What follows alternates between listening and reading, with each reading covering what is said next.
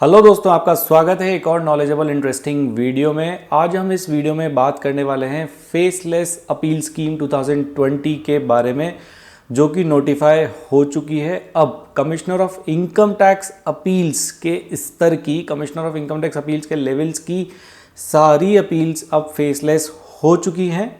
ये income tax में commissioner of income tax appeals के लेवल पे लिया गया एक बहुत बड़ा रेवोल्यूशनरी स्टेप मैं इसको कहूँगा। क्यों ये स्टेप लिया गया है, क्यों इन अपील्स को अब फेसलेस अपील्स किया गया है। ये जो फेसलेस का सिस्टम है, जो पहले असेसमेंट पे आया, अब ये कमिश्नर इनकम टैक्स अपील्स के लेवल पर भी आ चुका है। मेन कारण, मुख्य कारण इसको लाने का ये रहा है कि ये बहुत अच्छे लेवल तक माल प्रैक्टिसेस जैसे करप्शन, जो अपील में जो बायसनेस होती है, वो उस चीज़ों को ये बहुत अच्छे लेवल तक कंट्रोल कर सकती है अगर ये प्रॉपर्ली इम्प्लीमेंट की जाए तो faceless appeal scheme commissioner of income tax appeals में इनकम टैक्स में लाने का पर्पज़ ये ही है कि बहुत अच्छे लेवल तक करप्शन को कंट्रोल किया जाए, माल प्रैक्टिसेस को कंट्रोल किया जाए, और जो अपील्स के हियरिंग के दौरान जो बायसनेस क्रिएट होती है उसको भी कंट्रोल किया जाए। फेसलेस अपील स्कीम में जो अपेलेंट है या फिर जो एडवोकेट है या चार्टर्ड अकाउंटेंट है जो अपेलेंट को रिप्रेजेंट कर रहे हैं commissioner of income tax appeals में, अब इस फेसलेस स्कीम में उनको ये पता नहीं होगा कि उनकी जो अपील है वो कौन ऑफिसर देख रहा है, किस ऑफिसर के पास उनकी अपील की फाइल एलोकेट की गई है। ये जो भी होगा वो एक ऑटोमेटेड एलोकेशन सिस्टम से एलोकेट होगा, और अपेलेंट का या फिर अपेलेंट के रिप्रेजेंटेटिव का जो भी कम्युनिकेशन होगा वो सिर्फ एक अथॉरिटी के साथ होगा, जो होगी नेशनल फेसलेस अपील सेंटर, जो कि सिर्फ एक होगा। तो ये एक बहुत मेजर स्टेप लिया गया है अपील प्रोसीडिंग्स में at the level of commissioner of income tax appeals. आज हम इसी के बारे में इस वीडियो में बात करने वाले हैं। अगर आपको पूरी जानकारी इसके बारे में लेनी है तो प्लीज़ वीडियो को पूरा देखें, बीच में छोड़ के ना चले जाएं। अगर आपकी कोई क्वेरी रह जाती है, आपका कोई सुझाव है, कोई सजेशन है, या फिर आपका कोई सवाल है, तो आप कमेंट बॉक्स में लिख के वो सवाल हमसे पूछ सकते हैं। आपके सजेशंस आप हमें कमेंट बॉक्स में दे सकते हैं। ये शुरू करते हैं डिस्कशन फेसलेस अपील स्कीम 2020 के बारे में।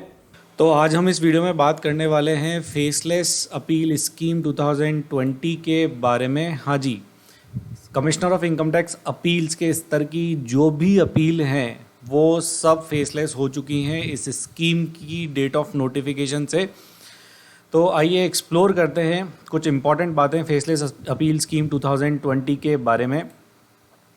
बैकग्राउंड की बात करें, ऐसा वो कौन सा सेक्शन है इनकम टैक्स एक्ट में जिससे पावर्स मिलती हैं commissioner of income tax appeals को फेसलेस बनाने की। तो यहाँ पे एक बहुत इंपॉर्टेंट सेक्शन है, सेक्शन 250 सब सेक्शन 6B। हाँ जी, ये एक बहुत इंपॉर्टेंट सेक्शन है, सेक्शन 256B। देखते हैं सेक्शन में क्या है। इंट्रोड्यूस किया गया था फाइनेंस एक्ट 2020 में। हाँ जी, फाइनेंस एक्ट 2020 में ही जो है ये इंपॉर्टेंट सेक्शन जो है इंट्रोड्यूस किया गया था। फाइनेंस एक्ट 2020 में ही फेसलेस असेसमेंट्स इंट्रोड्यूस हुए थे फर्स्ट टाइम, और फेसलेस अपील्स भी जो है फाइनेंस एक्ट 2020 में ही इंट्रोड्यूस हुए हैं। Whereby powers has been given to central government, जिसमें पावर्स दी गई किसको, सेंट्रल गवर्नमेंट को, to make a scheme for disposal of appeal by commissioner of income tax appeal to impart greater efficiency. हाँ जी, purpose क्या था power देने की सेंट्रल गवर्नमेंट को कि साहब जो अपील हैं commissioner of income tax appeals के स्तर की, उनमें जो है वो ज़्यादा एफिशिएंसी आ पाए, ज़्यादा अच्छी ट्रांसपेरेंसी आ पाए और अकाउंटेबिलिटी आ पाए। बिल्कुल मेरा मानना ये है कि अगर ये स्कीम प्रॉपर्ली इम्प्लीमेंट होती है तो एफिशिएंसी ज़रूर आएगी, क्योंकि फ्लो ऑफ कम्युनिकेशन जो होगा वो पूरा इलेक्ट्रॉनिकली होगा और टाइम बाउंड मैनर में होगा। ट्रांसपेरेंसी भी आएगी। जो करप्ट प्रैक्टिसेस हैं, जो माल प्रैक्टिसेस हैं, वो बहुत अच्छे लेवल तक कंट्रोल इस स्कीम से हो सकती हैं, और अकाउंटेबिलिटी फिक्स होगी। अकाउंटेबिलिटी फिक्स दोनों तरफ से होगी। जो अपेलेंट है, जो अपील फाइल करेगा, उसकी भी अकाउंटेबिलिटी यहाँ पे फिक्स होनी है। वो भी अकाउंटेबल रहेगा अपने सबमिशंस के लिए, अपने रिप्लाईज़ के लिए, अपने स्टेटमेंट्स के लिए। और जो ड्यूटीज़ और रिस्पॉन्सिबिलिटीज़ हैं, जैसे शोकोज नोटिस इशू करना और प्रॉपर हियरिंग की डेट्स ग्रांट करना, एडजॉर्नमेंट्स ग्रांट करना, जो एक अपेलेट बॉडी की जो अकाउंटेबिलिटी है यहाँ पे वो भी अच्छे तरीके से फिक्स होगी। तो ये 3 इंपॉर्टेंट पर्पज़ हैं जिस कारण से ये section 250 subsection 6B finance act 2020 में इंसर्ट किया गया और सेंट्रल गवर्नमेंट को पावर्स दी गई कि जो commissioner of income tax appeals के स्तर की जो अपील्स हैं वो जो है वो फेसलेस की जाएं। हाँ जी, ITAT income tax appellate tribunal, high court और सुप्रीम कोर्ट की जो अभी अपील्स हैं वो अभी फेसलेस नहीं हैं, वो अभी मैनुअल ही हैं। यहाँ पे जो फेसलेस अपील स्कीम है that is only relevant for appeals pending at or to be filed in future with commissioner of income tax appeals. ITAT high court supreme court की जो अपील्स हैं वो अभी फेसलेस नहीं है, वो जैसी चल रही हैं वो आगे भी वैसे ही चलेंगी। हाँ जी, पर्पस क्या था? Eliminating interface between commissioner of income tax appeals and appellant, eliminating interface between commissioner of income tax appeals and appellant. जो इंटरफेस होता है, जो मीटिंग होती है, जो फेस टू फेस इंटरैक्शन होती है commissioner of income tax appeals की और अपेलेंट की, उसको एलिमिनेट करना सबसे बड़ा पर्पज़ है। इस पूरी स्कीम को इस तरीके से इतना इंटेलिजेंटली डिज़ाइन किया गया है कि यहाँ पे जो अपेलेंट है उसको ये पता नहीं चलेगा कि जो मेरी अपील प्रोसीडिंग्स है वो कौन से ऑफिसर के पास हैं, वो ऐसा कौन सा commissioner of income tax appeals है जो वो मेरी अपील को हैंडल कर रहे हैं, ये अपेलेंट को पता नहीं चलेगा। तो जो इंटरफेस है, जो इंटरैक्शन है, जो मीटिंग्स हैं, जो पर्सनल बायसनेस जो क्रिएट होती है, उसको पूरी तरीके से ये स्कीम एलिमिनेट करने वाली है to the extent technologically feasible. जितना भी टेक्नोलॉजी हमें अलाउ करेगी, जितनी भी टेक्नोलॉजिकल फिजिबिलिटी उसमें दे सकते हैं वो देंगे और ये कोशिश करेंगे कि इंटरफेस एलिमिनेट हो जाए। Optimising utilisation of the resources through economies of scale and functional specialisation. हाँ जी, ऑप्टिमम यूटिलाइजेशन ऑफ रिसोर्सेज का ऑप्टिमम यूटिलाइजेशन किया जाएगा। हर स्कीम का ये एक वन ऑफ द पर्पज़ होता ही है। Introducing an appellate system with dynamic jurisdiction, ये एक बहुत इंपॉर्टेंट चीज़ है जी। डायनामिक जुरिसडिक्शन, डायनामिक जुरिसडिक्शन का क्या मतलब है? In which appeal shall be disposed of by one or more commissioner appeals. हाँ जी, जहाँ पे अपील डिस्पोज होगी एक या एक से ज़्यादा कमिश्नर अपील्स में। और डायनामिक जुरिसडिक्शन का मतलब ये है, जैसे फॉर एग्जांपल अगर आपका रिलेवेंट असेसिंग ऑफिसर जो है वो दिल्ली में है, तो आपका जो commissioner of income tax appeal का जुरिसडिक्शन फॉल करता है वो दिल्ली में ही करता है। फेसलेस से पहले ये सिनारियो था, बट फेसलेस में ये कंपलसरी नहीं है कि जो आपका commissioner of income tax appeal का जुरिसडिक्शन है वो दिल्ली ही पड़ेगा, वो डायनामिक जुरिसडिक्शन पे चलेगा। जो नेशनल फेसलेस अपेलेट सेंटर है वो मशीन लर्निंग और आर्टिफिशियल इंटेलिजेंस जैसे टूल यूज़ करके जो है आपकी अपील एलोकेट करेगा, जो है इस commissioner of income tax appeals को कहीं भी। It is not compulsory that it should be allocated in Delhi only. तो इसको हम बोलते हैं डायनामिक जुरिसडिक्शन, मतलब ऐसा जुरिसडिक्शन जो डायनामिक है, फिक्स नहीं है, जो चेंज होता रहता है, जो एक इंटेलिजेंट सिस्टम है। तो यहाँ पे जो है डायनामिक जुरिसडिक्शन को इंट्रोड्यूस किया गया है और सिर्फ एक commissioner of income tax appeal आपकी अपील हैंडल नहीं करेंगे, एक से ज़्यादा commissioner of income tax appeal भी आपकी अपील जो है वो डिस्पोज करने में, उस जो है इस पूरे प्रोसेस में जो है वो इन्वॉल्व होंगे, ताकि एक जने की जो बायसनेस है, जो एक जने का जो इन्फ्लुएंस है या फिर एक जने का जो पॉइंट ऑफ व्यू है वो सिर्फ एक जने का ही इन्वॉल्व ना हो। मल्टीपल लोगों का जब पॉइंट ऑफ व्यू आता है तो अच्छी चीज़ें बाहर निकल के आती हैं। तो ये पर्पज़ और बैकग्राउंड है जी स्कीम का। अब बात करते हैं डेट ऑफ नोटिफिकेशन क्या है। स्कीम अफेक्ट हुई है 25 सितंबर 2020 से। जो भी अपील CIT अपील्स पे पेंडिंग हैं और वो अपील जो नई फाइल होने वाली है 25 सितंबर या उसके बाद से, वो सारी की सारी फेसलेस ही होंगी। ये जो है स्कीम में मेंशन बहुत क्लियरली कर दिया गया है।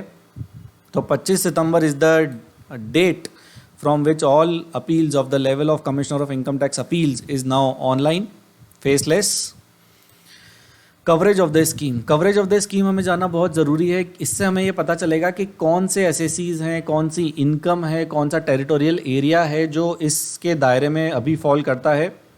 Appeal under this scheme will be disposed of in respect of such territorial area और क्लास ऑफ पर्सन और इनकम और केसेस और class of cases as may be prescribed. हाँ जी, जो प्रिस्क्राइब्ड होगा उन कैटेगरीज पे ये लग जाएगी। अभी क्योंकि स्कीम नई नई है तो इस तरीके की चीज़ें अभी जो बोर्ड है, बोर्ड मतलब central board of direct taxes, वहाँ पे अभी उन्होंने वो प्रिस्क्राइब ये सब चीज़ें नहीं की हैं। तो अभी कुल मिला के जो कवरेज है वो मोटा मोटा लगभग सारी अपील्स पर ही जो है वो फेसलेस अपील्स अभी आप ये मान के चलें कि एप्लीकेबल है, क्योंकि अभी एज सच कोई जो है टेरिटोरियल एरिया या क्लास ऑफ पर्सन या इनकम या क्लास ऑफ केसेस जो है अभी प्रिस्क्राइब सीबीडीटी द्वारा नहीं किए गए हैं। इंपॉर्टेंट डेफिनेशंस भी कुछ हैं यहाँ पे जो समझने के लिए बहुत ज़रूरी हैं, क्योंकि सिस्टम होने जा रहा है फेसलेस। टेक्नोलॉजी का जो इस्तेमाल है वो भरपूर होने वाला है, मतलब बहुत ज़्यादा बहुत अच्छे लेवल पे जो है वो टेक्नोलॉजी यूज़ होने वाली है फेसलेस अपील सिस्टम में। ऐसा नहीं है कि सिर्फ exchange of documents he online होने वाला है, नहीं, ऐसा नहीं है। ह्यूमन इंटरवेंशन, ह्यूमन इंटरफेस जो है वो कम से कम रहेगा और कोशिश की जाएगी कि टूल्स जैसे कि आर्टिफिशियल इंटेलिजेंस या फिर मशीन लर्निंग जैसी इंटेलिजेंट टेक्नोलॉजीज़ को इस प्रोसेस में यूज़ किया जाए और इन टेक्नोलॉजीज़ को इस अपील डिस्पोजेबल सिस्टम से इस तरीके से इंटीग्रेट कर दिया जाए कि जो अपील का फाइनल ऑर्डर आए निकल के वो एक बहुत बढ़िया ऑर्डर आए जहाँ पे प्रॉपर जस्टिस हो अपेलेंट के साथ भी और डिपार्टमेंट के साथ भी। तो बात करते हैं ऑटोमेटेड एलोकेशन सिस्टम। ये क्या है? ये एक एल्गोरिदम है साहब। ये ऑटोमेटेड एलोकेशन सिस्टम डेवलप किया जाएगा। क्यों डेवलप किया जाएगा? क्योंकि एसएसी मतलब अपेलेंट जो है अपनी अपील फाइल करेंगे साहब नेशनल फेसलेस अपील सेंटर में, और नेशनल फेसलेस अपील सेंटर वो अपील एलोकेट करेंगे रीजनल फेसलेस अपील सेंटर को। तो जो एलोकेशन सिस्टम होगा, जो एनएफएसी आरएफएसी को जो अपील एलोकेट करेगी, उस एलोकेशन सिस्टम में मशीन लर्निंग और आर्टिफिशियल इंटेलिजेंस जैसे टूल जो हैं वो यूज़ किए जाएंगे। हाँ जी, तो एक एल्गोरिदम है for randomised allocation of cases, मतलब रैंडम एलोकेशन ऑफ केसेस होंगे by using suitable technological tools including artificial intelligence and machine learning with a view to optimize the use of resources. Automated examination tools क्या हैं? अब क्योंकि जब appeal के documents review होंगे, चीज़ें रिव्यू होगी, वेरिफिकेशन होगा, उन डॉक्यूमेंट्स का एग्जामिनेशन होगा, तो यहाँ पे जो एग्जामिनेशन है वो 100% ह्यूमन इंटरवेंशन से नहीं होगा। कुछ एग्जामिनेशन टूल्स भी जो हैं वो IT बेस्ड हैं। मीन्स एन एल्गोरिदम मतलब कोई प्रोग्राम, कोई कोड जो है वो डेवलप किया जाएगा for standardise examination of draft orders. जो ऑर्डर्स होंगे, जो ऑर्डर्स ड्राफ्ट किए जाएंगे अपील यूनिट के द्वारा या फिर रीजनल फेसलेस अपील सेंटर के द्वारा, उनका एग्जामिनेशन जो है वो ऑटोमेटेड टूल के द्वारा किया जाएगा by using suitable technological tools like artificial intelligence and machine learning with a view to reduce scope of discretion। हाँ जी, ये जो डिस्क्रिशन का जो स्कोप है ना, ये रिड्यूस करना है साहब के। डिस्क्रिशन मतलब दो जनों का अलग अलग ओपिनियन जो है एक पर्टिकुलर पॉइंट पे, ऐसा हमें जो सिनेरियो है वो नहीं चाहिए। मतलब ये होना चाहिए कि अगर पर्टिकुलर अपील का कोई पॉइंट है, डिस्प्यूट है, तो उस पर जो डिस्क्रिशन है कि हाँ कुछ लोगों का हाँ भी हो सकता है, कुछ का ना भी हो सकता है, ये जो डिस्क्रिशन है ये मिनिमाइज हो जाए या फिर रिड्यूस ही हो जाए एक तरीके से। इस तरीके से एग्जामिनेशन टूल्स को डेवलप किया जाएगा। कंप्यूटर रिसोर्सेज ऑफ अपेलेंट, मतलब अपेलेंट के कंप्यूटर रिसोर्सेज क्या हैं, डेफिनेशन क्या कहती है? Shall include the registered account of the designated portal of the IT department. हाँ जी, रजिस्टर्ड अकाउंट मतलब इनकम टैक्स इंडिया e-filing.gov.in पे जो अपेलेंट का अकाउंट है वो कंप्यूटर रिसोर्स ऑफ अपेलेंट की कैटेगरी में आता है। और the mobile app link to the registered mobile number. अभी तो इनकम टैक्स डिपार्टमेंट की एज सच कोई ऐप नहीं है, फ्यूचर में आ सकती है, तो इन्होंने फ्यूचर को देखते हुए डेफिनेशन इंक्लूड करी है, इसमें मोबाइल ऐप को भी डाल दिया गया है। और registered email address of the appellant, हाँ जी, जो अपेलेंट का रजिस्टर्ड ईमेल एड्रेस होगा वो भी कंप्यूटर रिसोर्सेज ऑफ अपेलेंट की डेफिनेशन में डाल दिया गया है। दो इंपॉर्टेंट डेफिनेशंस और डिस्कस करेंगे। मोबाइल एपीपी क्या है? Shall mean application software of the IT department developed for mobile device which is downloaded and installed on the registered mobile of the appellant. मतलब फ्यूचर में जाके इनकम टैक्स डिपार्टमेंट कोई mobile app ला सकता है या फिर कोई स्पेसिफिक ऐप आ सकती है अपेलेट फंक्शन के लिए commissioner of income tax appeal के लेवल पे, तो उसके लिए मोबाइल एपीपी की एक डेफिनेशन जो है इस स्कीम में डाल दी गई है। रियल टाइम अलर्ट, हाँ जी, रियल टाइम अलर्ट की डेफिनेशन भी यहाँ पर बहुत बहुत बहुत इंपॉर्टेंट है। क्यों इंपॉर्टेंट है? इसकी इंपॉर्टेंस मैं आपको विजुलाइज करवाता हूँ। क्योंकि अब जो पूरा जो सिनेरियो है अपील का, वो पूरा सिनेरियो फेसलेस जो है वो होने जा रहा है। तो रियल टाइम अलर्ट्स बहुत ज़रूरी हैं, क्योंकि अब कोई नोटिस या कोई चिट्ठी जो है वो आपकी तरफ, डिपार्टमेंट की तरफ से आपके पास नहीं आएगी। आपको या तो मोबाइल पे मैसेज आ जाएगा, या फिर ईमेल पे एक अलर्ट आ जाएगा, या फिर आपको टाइमली अपना जो इनकम टैक्स इंडिया efiling.gov.in पे जो आपका रजिस्टर्ड अकाउंट है, आपके पैन से जो आपने रजिस्टर किया है, आपको उसको टाइमली ओपन कर करके चेक करना पड़ेगा कि मेरे पास कोई नोटिस तो नहीं है, अगर है तो मैंने उसका क्या रिप्लाई दिया है और किस डेट तक मुझे रिप्लाई दे देना है। इसलिए यहाँ पे रियल टाइम अलर्ट्स की जो डेफिनेशन है वो बहुत इंपॉर्टेंट है, क्योंकि अब डिपार्टमेंट से आपको कोई मैनुअल कम्युनिकेशन नहीं होने वाला है। आपके पास ना तो कोई नोटिस लिफाफे में आएगा, ना ही आपके पास कोई चिट्ठी डिपार्टमेंट से आने वाली है कि साहब जागो रिप्लाई करो, या फिर आपका जो अपील की डेट है वो ये है। अब ऐसा कुछ भी नहीं होने वाला है। It is all going to be a technologically based process, जिसको मैं बोलूँगा।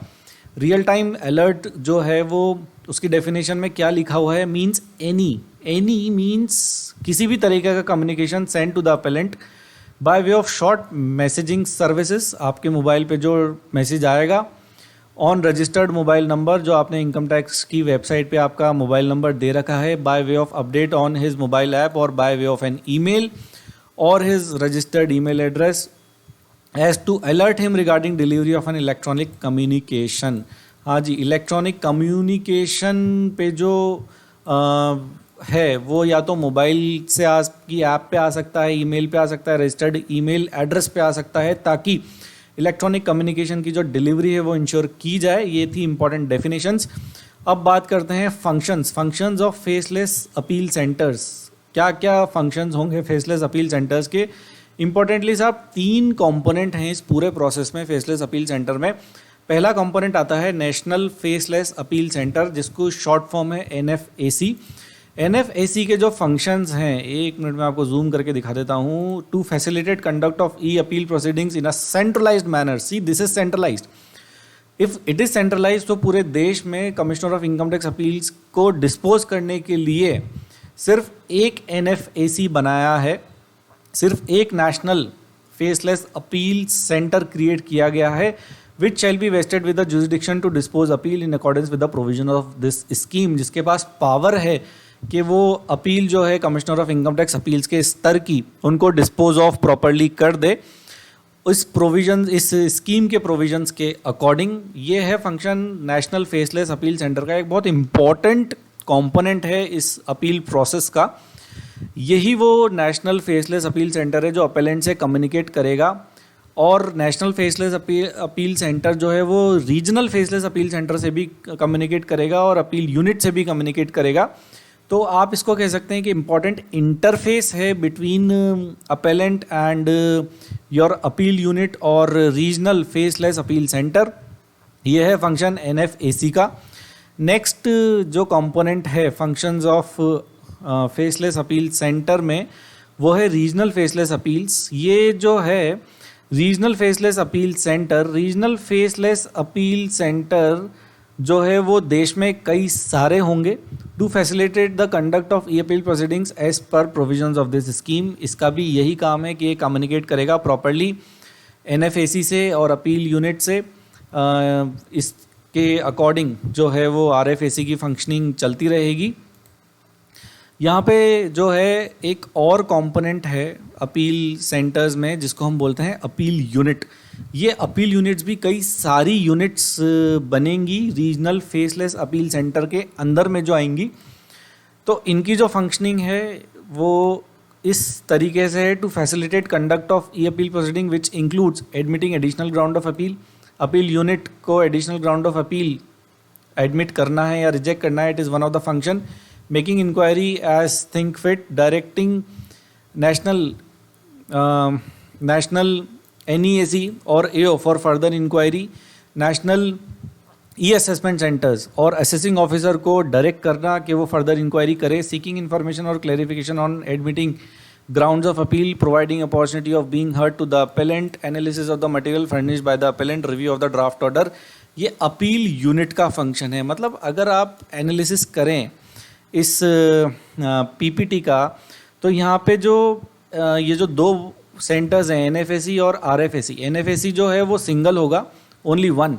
RFAC कई सारे होंगे, और NFAC और RFAC जो है आप कह सकते हैं कि ये दोनों जो हैं ये एक फैसिलिटेटिंग बॉडी है, बट जो इम्पोर्टेंट काम होगा वो अपील यूनिट का ही होगा।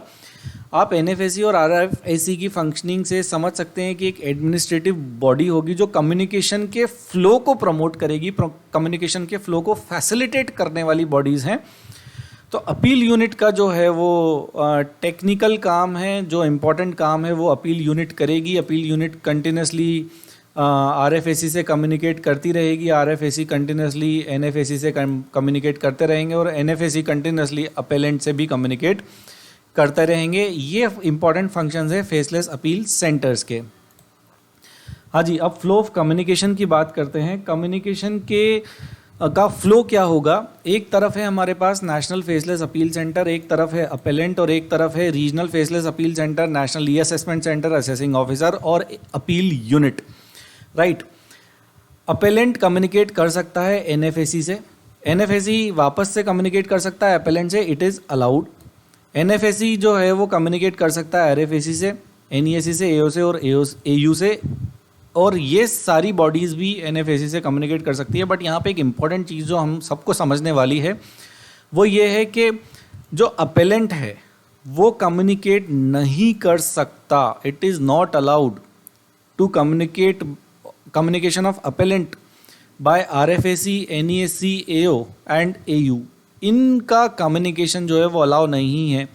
क्यों नहीं है ये समझिए आप, क्योंकि हमें जो इंटरफेस है वो एलिमिनेट करनी है, या फिर इंटरफेस का जो स्कोप है वो एलिमिनेट करना है। अपेलेंट को ये नहीं पता होना चाहिए कि मेरी जो अपील है वो कौन हैंडल कर रहा है, कौन डील कर रहा है। तो यहाँ पे अपेलेंट और RFAC, NEAC, AO और AU का कम्युनिकेशन जो है वो नहीं करवाया जा सकता। जो भी कम्युनिकेशन फ्लो होगा वो इसी चेन से फ्लो होगा, पहले NFAC के पास, फिर अपेलेंट के पास, और अपेलेंट को अगर कुछ कम्युनिकेशन भेजना है तो पहले NFAC के पास, फिर RFAC, NEAC के पास।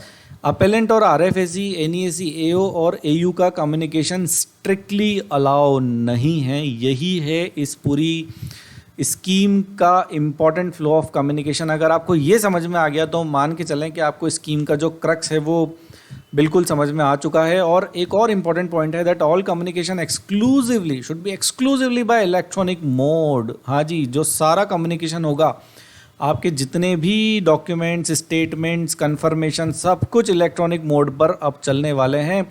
Nothing will be entertained and allowed manually, physically, nothing will be entertained. Personal hearings होंगी। अब आपके दिमाग में क्वेश्चन आया होगा कि फिर पर्सनल हियरिंग्स का क्या होगा? अगर मेरे को कोई स्टेटमेंट रिकॉर्ड करना है, या क्रॉस एग्जामिनेशन होना है, या एग्जामिनेशन होना है, तो वो कैसे होगा? वो तो इलेक्ट्रॉनिक मोड पे संभव नहीं है। उस केस में आपको छोटा सा क्रक्स बता देता हूँ। उस केस में वीडियो कॉन्फ्रेंसिंग मोड जो है वो यूज़ किया जाएगा, वो भी बोर्ड ने स्पेसिफाई किया है। Delivery of electronic records. अब इलेक्ट्रॉनिक रिकॉर्ड्स की डिलीवरी का मैकेनिज्म क्या होगा? एवरी नोटिस और ऑर्डर और any other electronic communication under this scheme to the appellant by way of sending an authenticated copy in appellant's और his authorise representative. Authorise representative में आगे अपने CA और एडवोकेट जो भी अपेलेंट का केस रिप्रेजेंट कर रहे हैं before commissioner of income tax appeals, तो वहाँ पे जो उनके जो ऑथेंटिकेटेड कॉपी जो है अपेलेंट को कम्युनिकेट की जाएगी, उसके 3 तरीके हैं। एक तो registered account, income tax India e-filing.gov.in पे जो रजिस्टर्ड अकाउंट होगा उस पर आप जो है ऑथेंटिकेटेड कॉपी भेज के उससे कम्युनिकेट कर सकते हैं। एक रजिस्टर्ड ईमेल आईडी पे भी ईमेल अलर्ट जा सकता है, और एक मोबाइल ऐप जो अभी तो मौजूद नहीं है पर फ्यूचर में आ सकती है, तो उस पर भी अलर्ट जो है वो जा सकता है इलेक्ट्रॉनिक रिकॉर्ड का। The appellant shall file his response through his registered account. अब जो अपेलेंट की तरफ से रिस्पॉन्स फाइल होगा नोटिस का, या कोई इंक्वायरी का, या कोई इन्फॉर्मेशन का, वो भी उसके रजिस्टर्ड अकाउंट से ही फाइल होगा। Once an acknowledgement is sent by the NFAC containing the hash result generated upon successful submission of response, the response shall be deemed to be authenticated। जब अपेलेंट अपना response जो है वो file कर देगा अपने रजिस्टर्ड अकाउंट से, जो भी उससे इन्फॉर्मेशन मांगी गई है या फिर कोई नोटिस का उसको रिप्लाई करना है, तो वेबसाइट पे एक बार जो है हैश जनरेट हो गया, हैश रिजल्ट जनरेट हो गया, तो ये मान लिया जाएगा कि रिस्पॉन्स जो है वो प्रॉपर ऑथेंटिकेट है और जो अपेलेंट की तरफ से ही आया है। इंपॉर्टेंटली ऑथेंटिकेशन का मतलब यही है कि this response has now moved from the appellant only but not from the any other person.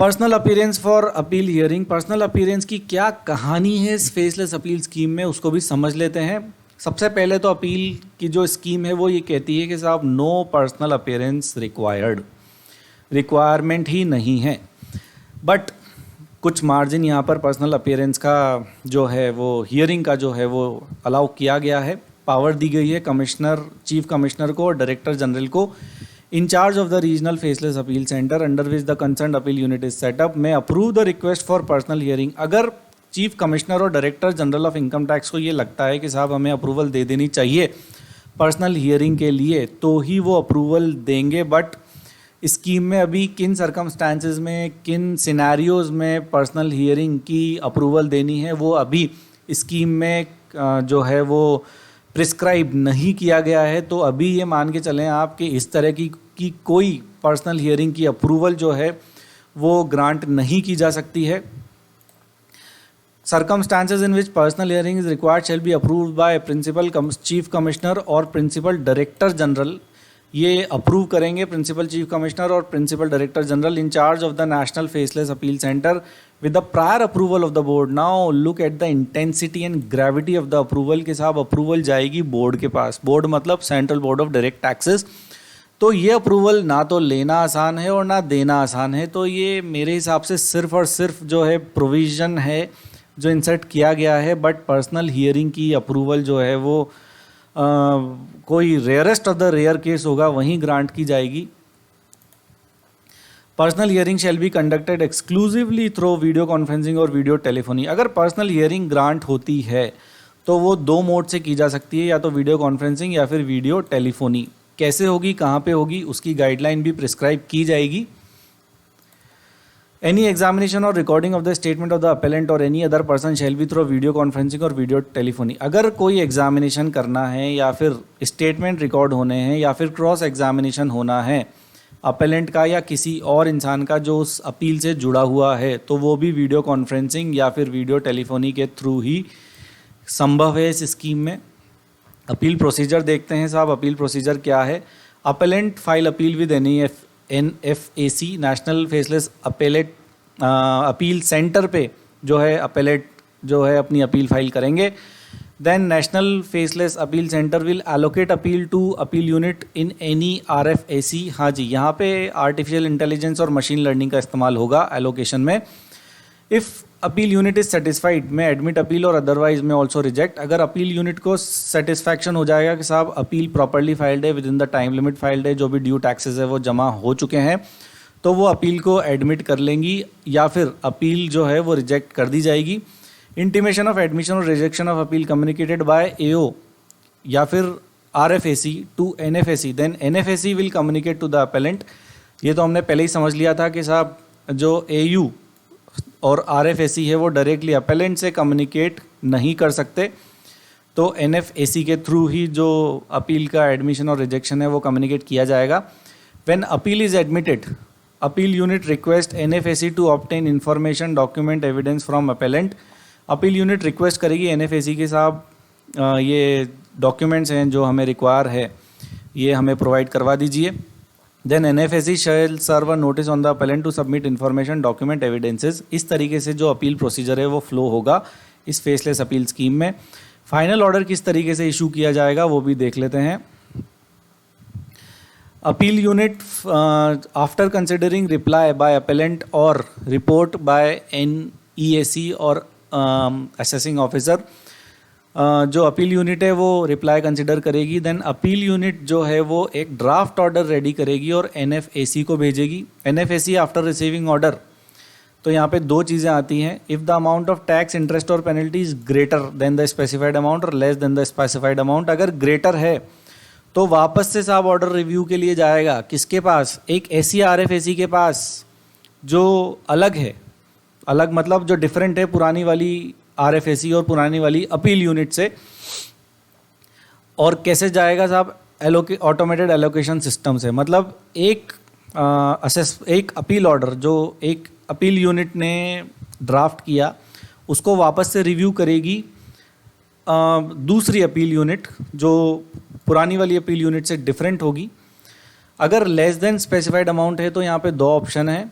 पहले तो या फिर ऑर्डर को फाइनलाइज कर दिया जाए, ऑटोमेटेड एलोकेशन सिस्टम या रिस्क मैनेजमेंट स्ट्रेटजी को ध्यान में रखते हुए एग्जामिनेशन टूल्स को भी यहाँ यूज़ किया जाएगा। और जो ड्राफ्ट है या फिर दूसरा ऑप्शन है, जो ड्राफ्ट है वो अब एक दूसरी अपील यूनिट को भेज दिया जाए इन any RFAC through automated allocation system for reviewing it. मतलब जो अमाउंट कम है तो भी अंडर रिव्यू हो सकती है और अमाउंट ग्रेटर है तो भी अंडर रिव्यू वो हो सकती है। मतलब जो ड्राफ्ट ऑर्डर है वो रिव्यू में जा सकता है ताकि किसी का पर्सनल बायस या फिर जो स्कोप ऑफ डिस्क्रिशन है वो ख़त्म हो जाए।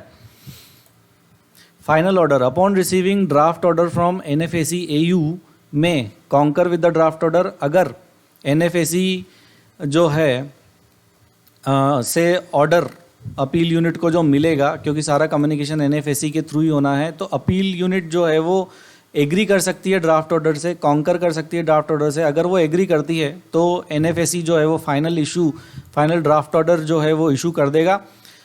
As per the draft order ही वो फाइनल ऑर्डर जो है वो इशू हो जाएगा। अगर वो वेरिएशन सजेस्ट करती है और वापस से NFAC को भेजती है अपील यूनिट जो अपील ऑर्डर है, then NFAC shall assign the appeal to other appeal unit other than one who prepared और रिव्यूड इट। वापस से वही प्रोसेस जो है वो चैनल में आ जाएगा कि NFAC वापस से जो ऑर्डर है वो असाइन करेगी एक दूसरी अपील यूनिट को। उसके बाद वो अपील यूनिट उस पर सजेशंस दे सकती है for enhancement, penalty, reduction of refund.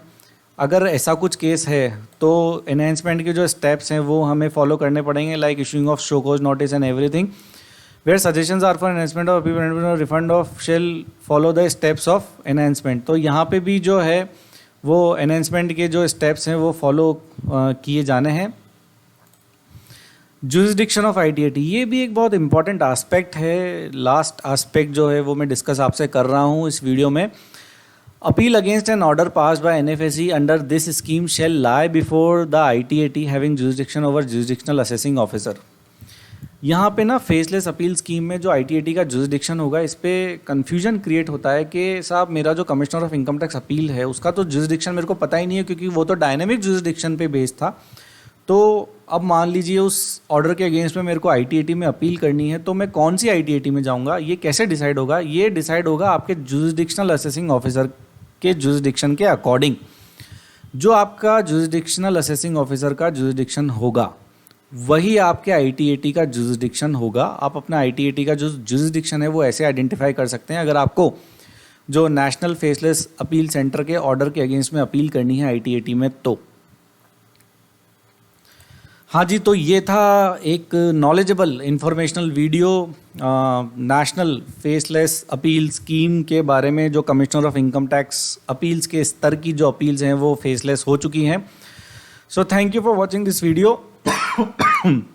अगर आपको वीडियो पसंद आया तो वीडियो को लाइक कर दें, बहुत सारे लोगों के साथ शेयर भी कर दें, हमारे चैनल को सब्सक्राइब भी कर लें और फेसबुक पेज को लाइक भी कर दें, ताकि हमारी regular updates, regular informational video जो हम डालते हैं उसकी नोटिफिकेशंस आपको समय अनुसार मिलती रहें। Thank you, thanks a lot, bye.